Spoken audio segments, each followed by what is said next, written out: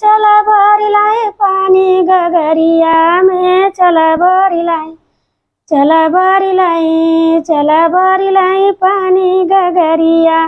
में चला भरी आई समधी का बहिनी यस बहुरानी न तनिको लजानी को जनी यार बजरिया में चला भरी लाई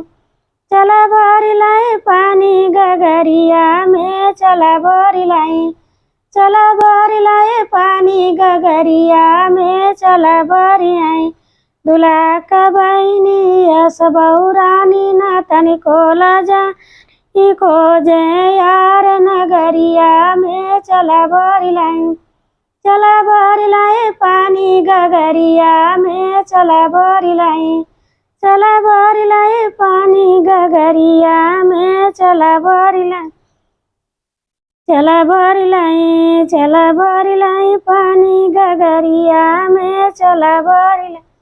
भरतियावन का बहिनी तनिको न लज भरतियावन का बहिनी यस बहुरानी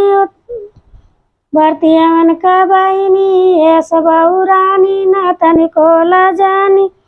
को जनी यार डगरिया में चला भरी लाई पानी गगरिया में चला भरी लाई